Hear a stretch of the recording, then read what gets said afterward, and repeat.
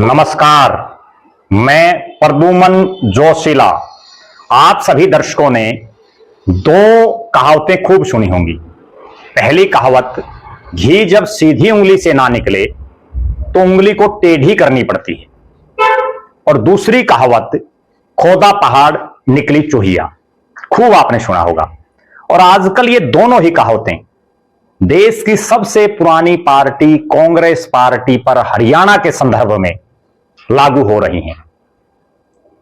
हरियाणा के संदर्भ में कांग्रेस में बार बार हम जो एक चीज देख रहे हैं वो ये है कि यहां बहुत उम्मीदें होती हैं कांग्रेस जनों को किसी भी मीटिंग से। बड़े गदगद महसूस करते हैं कि मीटिंग बुला ली गई है, लेकिन मीटिंग के बाद क्या होता है, उस मीटिंग में क्या होता है, जो उम्मीदें वो लेकर के गए थे वो पूरी हो पाई या वो नजदीक भी लग पाई।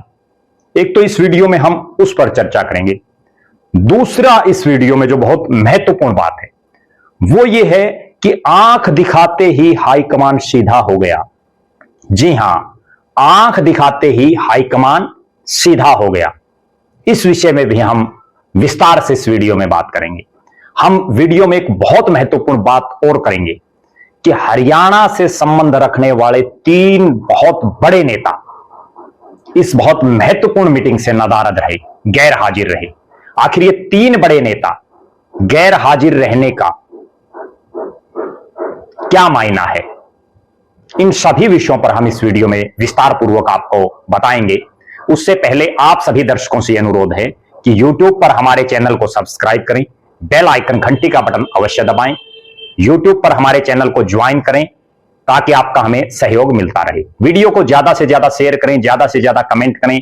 देश प्रदेश से जुड़ा हुआ कोई भी मुद्दा आपके दिमाग में हो वो भी आप हम तक साझा कर सकते हैं। एक खास बात, जो भी दर्शक निष्पक्ष, निर्भीक और स्वतंत्र पत्रकारिता में विश्वास रखता है, जो दर्शक चाहता है कि निर्भीक, स्वतंत्र और निष्पक्ष पत्रकारिता का हमारा यह कारवां यूं ही चलता रहे, वो हमें आर्थिक सहयोग जरूर करे। और उसके लिए आप हमारे मोबाइल नंबर 94 166 74 472 94 166 74472 पर गूगल पे या फोन पे आप जरूर करें। इसके साथ ही हमने एक खास मुहिम चलाई हुई है।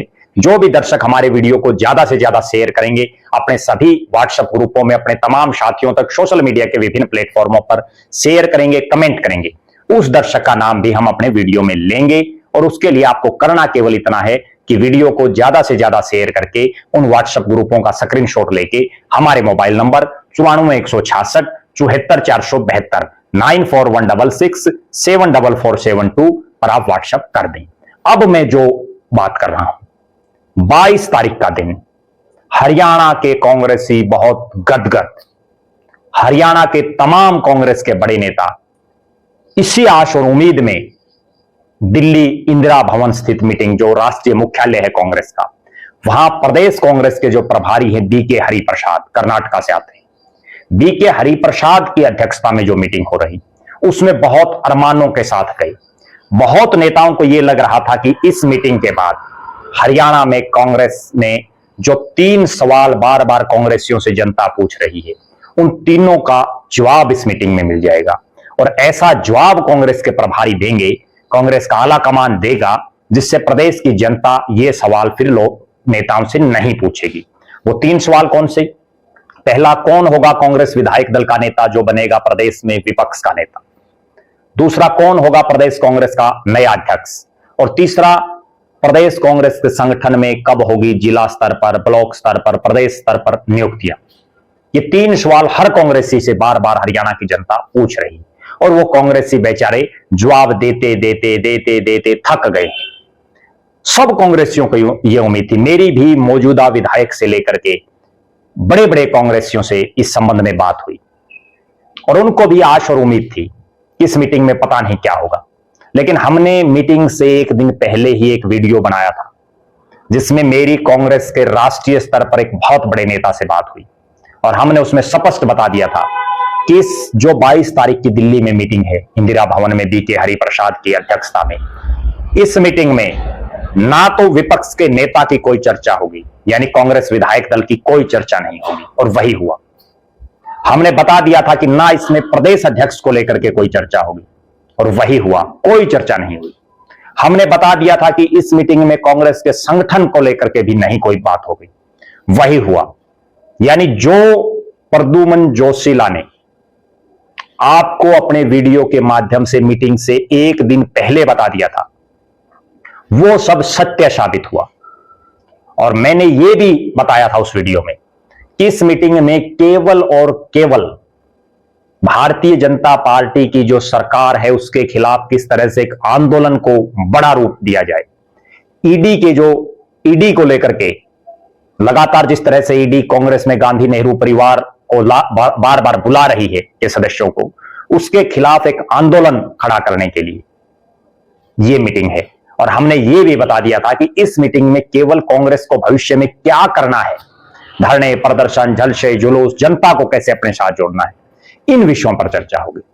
हमने एक वीडियो में एक बात और भी कही थी कि कांग्रेस के एक विधायक हैं गोकुल सेतिया सिरसा के, वो बिल्कुल खुलेआम बोल रहे हैं, और उस पर हमने बाकायदा एक वीडियो बनाया था कि उन्होंने पूरी आंखें तरेर ली हैं कांग्रेस आला कमान पर, और वो कह रहे हैं कि आला कमान हमारी बात ही नहीं सुन रहा, आला कमान ये पूछ ही नहीं रहा कि आपका चेयरमैन का प्रत्याशी नगर निकाय के चुनाव में कैसे हार गया, किन कांग्रेसियों ने पार्टी के साथ धोखा करने का काम किया। और उस वीडियो बनाने के बाद उसका असर यह हुआ, ज्यों ही गोकुल सेतिया ने आंखें तरेरी, बीके हरिप्रसाद ने गोकुल सेतिया से विशेष बातचीत की। यह होता है दबाव। मैं अक्सर एक बात कहता हूं कि राजनीति में दबाव बड़ा काम आता है। दबाव होना चाहिए जब तक आला कमान के ऊपर प्रदेश के नेताओं का दबाव नहीं होगा, जब तक प्रदेश के नेताओं पर जिलों के नेताओं का दबाव नहीं होगा, जब तक जिलों के नेताओं पर हलकों के नेताओं का दबाव नहीं होगा, और हलके के नेताओं पर बूथ स्तर के नेता और कार्यकर्ताओं का दबाव नहीं होगा, तब तक सही ढंग से पटरी नहीं चलती राजनीति में। क्योंकि दबाव हटते ही किसी भी स्तर के नेता हों, वो अपनी मनमानी करना शुरू कर देते हैं, वो अपने से छोटे कद के नेताओं से बात ही करना पसंद नहीं करते। और यही हुआ इस मीटिंग में। गोकुल सेतिया की आंखें दिखाने के तुरंत बाद प्रदेश के प्रभारी बीके हरिप्रसाद ने उनसे विशेष वार्तालाप की, और मीटिंग के बाद कहीं ना कहीं गोकुल सेतिया पार्टी के आला कमान से संतुष्ट नजर आए। हमने दो अलग अलग बिंदुओं पर चर्चा की कि एक तो हमने एक दिन पहले आपको बता दिया था कि यह इस मीटिंग में होना है, दूसरा हमने आपको यह बता दिया था कि गोकुल सेतिया ने जो ही आंखें लाल की, आंखें तरेरी, कांग्रेस हाईकमान सीधा हो गई। अब हम आते हैं तीसरी बड़ी बात पर। इस मीटिंग में हरियाणा प्रदेश के तमाम जो बड़े कांग्रेसी हैं जिन्होंने लोकसभा का चुनाव लड़ा, हारे जीते, उनको बुलाया गया, यानी सिटिंग सांसद भी और जो हार गए वो कैंडिडेट भी। जिन्होंने विधानसभा का चुनाव लड़ा, हारे या जीते, सिटिंग विधायक भी और हारने वाले प्रत्याशियों को भी। प्रदेश के अध्यक्ष हरियाणा प्रदेश से आने वाले दोनों जो महासचिव हैं, क्योंकि एक कुमारी शैलजा सिरसा से ऑटोमेटिक सांसद हैं तो निश्चित रूप से, और दूसरा रणदीप सिंह सुरजेवाला, और इनके अलावा जो पूर्व प्रदेश अध्यक्ष रहे चौधरी वीरेंद्र सिंह हो और धर्मपाल मलिक हो वो। लेकिन इस मीटिंग में 4 नेता ऐसे रहे जो नदारद दिखे, और जिनमें 3 नेताओं पर विशेष निगाहें रही। जो 3 नेता इस मीटिंग में नहीं आए, इतनी महत्वपूर्ण मीटिंग, वो 3 नेताओं में से तीनों ही मुख्यमंत्री की कुर्सी चाहते हैं। बार बार उनके समर्थक ये कहते हैं कि मुख्यमंत्री हमारा ये नेता होना चाहिए। लेकिन इतनी महत्वपूर्ण मीटिंग में तीनों नेताओं का ना आना। 3 नेता कौन? पहला, कुमारी शैलजा सिरसा की सांसद, राष्ट्रीय महासचिव, मीटिंग में नहीं आई।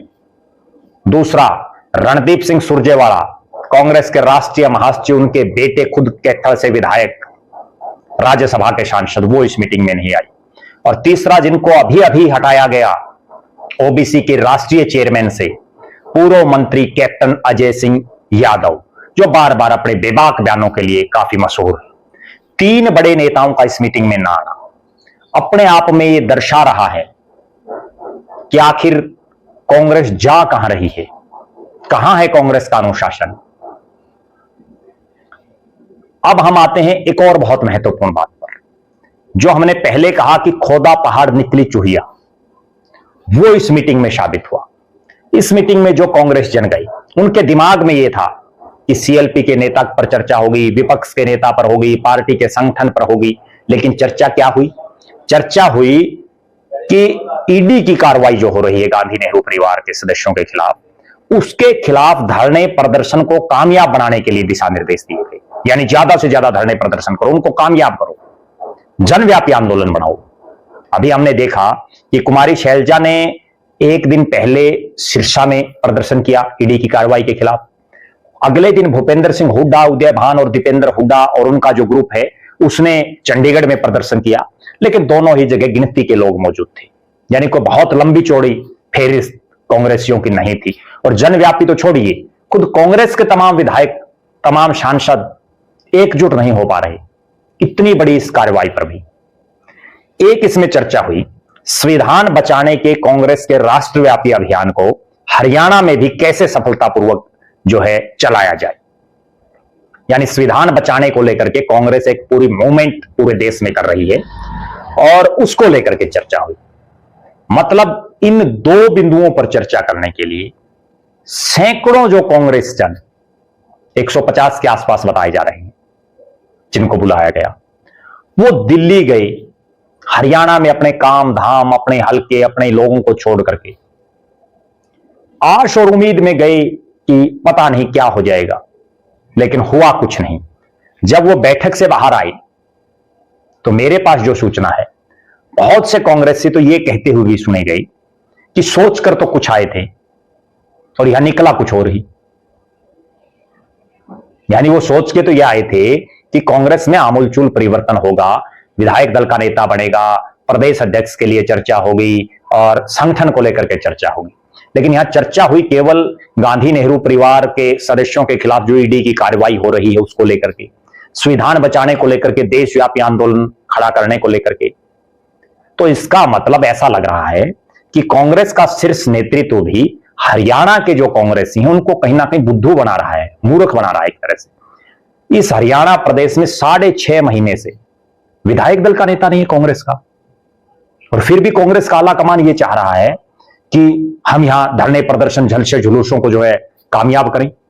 जब आपके पास आपका कमांडर ही नहीं है तो कैसे होंगे आपके धरने प्रदर्शन सफल? दूसरी बात, जो उदय भान प्रदेश अध्यक्ष की कुर्सी से बिल्कुल चिपके बैठे हैं, हार के बाद भी नहीं छोड़ रहे, ना कहीं आ जा रहे, क्या उनके नेतृत्व में कांग्रेस का आला कमान ये उम्मीद कर रहा है कि हरियाणा में कांग्रेस में बहुत कुछ बड़ा हो जाएगा, लोग जुड़ जाएंगे? एक गजब बात और इसमें देखने को मिली, हरियाणा कांग्रेस में 3 कार्यकारी प्रदेश अध्यक्ष हैं। एक रामकिशन गुर्जर, जिनकी धर्मपत्नी शैली चौधरी नारायणगढ़ से विधायक है, वो आगे की कुर्सियों पर बैठे। एक गुप्ता जी हैं मतलोडा से, वो आगे की कुर्सियों पर बैठे। और एक जितेंद्र भारद्वाज, जिनको समझ में नहीं आ रहा कि किस कारण प्रदेश का कार्यकारी अध्यक्ष बनाया हुआ है, वो भूपेंद्र सिंह हुड्डा के बिल्कुल पीछे वाली कुर्सी पर बैठे, जैसे एक पीए टाइप में जो बैठता है ना कोई भी शख्स, वो कार्यकारी प्रदेश अध्यक्ष हैं। जब 2 प्रदेश अध्यक्ष आगे बैठे हैं तो लिहाजा प्रोटोकॉल उनका भी आगे बैठने का बनता है, लेकिन वो पीछे बैठे हैं। हमने एक दिन पहले भी चर्चा की थी कि जितेंद्र भारद्वाज को प्रदेश का कार्यकारी प्रधान बनाने से कांग्रेस को कौन सा फायदा हुआ है? क्या वो पूरे प्रदेश में कहीं गए हैं? गए तो गुप्ता जी और रामकिशन गुर्जर भी नहीं। रामकिशन गुर्जर भी केवल कुमारी शैलजा तक सीमित हैं और गुप्ता जी रणदीप सिंह सुरजेवाला तक सीमित हैं, जितेंद्र भारद्वाज हुड्डा साहब तक सीमित हैं। तो कैसे कांग्रेस का भला होगा? अगर यूं ही चलता रहा तो एक चीज तो स्पष्ट है कि जो आंख दिखाएगा हाईकमान केवल उसी को पूछेगी, वरना नहीं पूछेगी।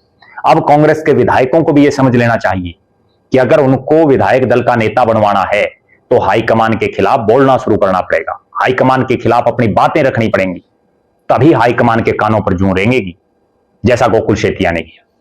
अगर प्रदेश का अध्यक्ष बदलवाना है तो हरियाणा के कांग्रेसियों को आवाज उठानी होगी, आंखें दिखानी होंगी अपनी पार्टी आला कमान को कि या तो प्रदेश अध्यक्ष बनाओ, नहीं हम भी पार्टी छोड़ रहे हैं, तब जाकर के कोई ये सिस्टम सुधरेगा। बहरहाल आपका क्या मानना है? आप क्या मानते हैं? क्या हरियाणा में कांग्रेस पार्टी कहीं कोई सुधार अपने में करने जा रही है?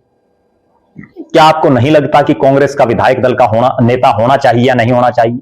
कांग्रेस को नया और मजबूत प्रदेश अध्यक्ष मिलना चाहिए या नहीं मिलना चाहिए? कांग्रेस में जिला स्तर पर, ब्लॉक स्तर पर, हल्का स्तर पर, प्रदेश स्तर पर कार्यकारिणियां बढ़नी चाहिए या नहीं बढ़नी चाहिए? या कांग्रेस की आलाकमान बिल्कुल मन बना चुकी है कि अभी हरियाणा को ठंडे बस्ते में रहने दीजिए, जब चुनाव नजदीक होगा तब हम देखेंगे। आपकी क्या राय है, आप जरूर कमेंट करें। आप लगातार हमारे साथ बने रहें, हमारे फेसबुक पेज को लाइक और फॉलो करें, यूट्यूब पर चैनल को सब्सक्राइब करें, बेल आइकन घंटी का बटन अवश्य दबाएं, वीडियो को ज्यादा से ज्यादा शेयर करें, ज्यादा से ज्यादा कमेंट करें। जो भी दर्शक सक्षम साथी हैं वो हमें आर्थिक सहयोग जरूर करें। बहुत बहुत धन्यवाद। आपका अपना प्रद्युमन जोशीला।